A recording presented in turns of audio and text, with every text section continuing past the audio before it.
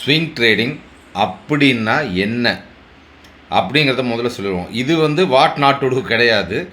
பேசிக்காக ஸ்விங் ட்ரேடிங்க்கும் இன்வெஸ்ட்மெண்ட்டுக்கும் என்ன வித்தியாசம் அப்படிங்கிறத சொல்லிடுறது நல்லதுன்னு தோணுச்சு. ஏன்னா நம்ம குரூப் மெம்பர் ஒருத்தர் ஏற்கனவே எஸ்எம்எஸ் குரூப்பில் இருந்தவங்க எல்லாருக்குமே என் பர்சனல் நம்பர் தெரியும்.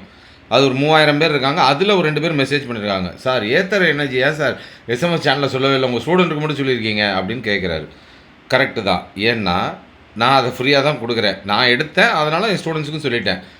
எஸ்எம்எஸில் ஏன் சொல்லலை அப்படின்னால் ஏத்தர் எனர்ஜி ஆல் டைம் ஹையில் இருக்குது. டார்கெட் ஆல் டைம் ஹை தான். நாங்கள் எடுத்தது ஆல் டைம் ஹை கிட்டக்க எடுக்கிறோம். நியூ ஆல் டைம் ஹையில் கொடுத்துட்டு வந்துட்டோம். அப்படிங்கும்போது ஆல் டைம் ஹையில் இருக்கிற ஸ்டாக்கை ஒரு ஃப்ரெஷ்ஷாக ஸ்விங் ட்ரேடிங்னா என்னன்னே தெரியாத ஒரு கூட்டத்தில் போய் கொடுக்கறது நிச்சயமாக ஒரு நல்ல விஷயம் கிடையாது.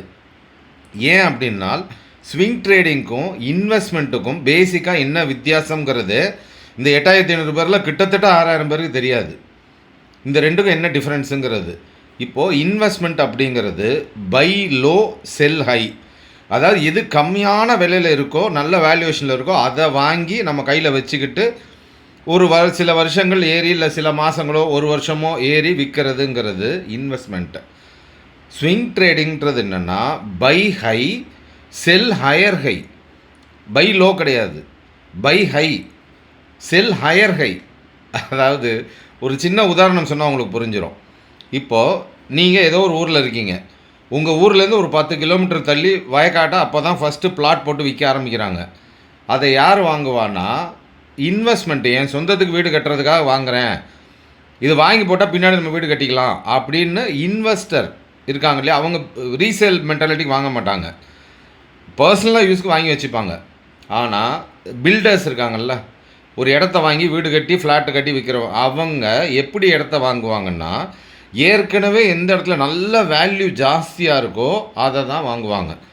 ஏன்னா அங்கே சுற்றி நிறைய வீடு இருக்குது, ரோடு இருக்குது, கடை இருக்குன்னா அந்த இடத்துல எவ்வளோ வேல்யூ இருக்கும், கண்டிப்பாக ப்ரைஸ் ஹையாக தான் இருக்கும்.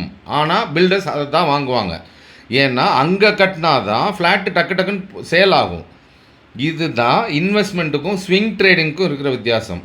ஸ்விங் ட்ரேடிங்கிறது என்னது, பிஸ்னஸ், வியாபாரம், புரியுதா? இன்வெஸ்ட்மெண்ட்டுங்கிறது வேறு. அதில் வியாபாரத்துக்கு அதுக்கு சம்மந்தமே கிடையாது. அது இறங்கி போனால் நம்ம ஒன்றும் அவசரப்பட்டு விற்க போகிறதில்ல, ஸ்டாப் லாஸ் போட போகிறதில்ல. நல்ல வேல்யூவேஷன் இருந்தால் இன்னும் கொஞ்சம் அடிஷ்னலாக வாங்க தான் போகிறோம். ஆனால் ஸ்விங் ட்ரேடிங்கிறது அப்படி கிடையாது. It's purely a business. அப்படிங்கும்போது we will buy in high and sell higher high.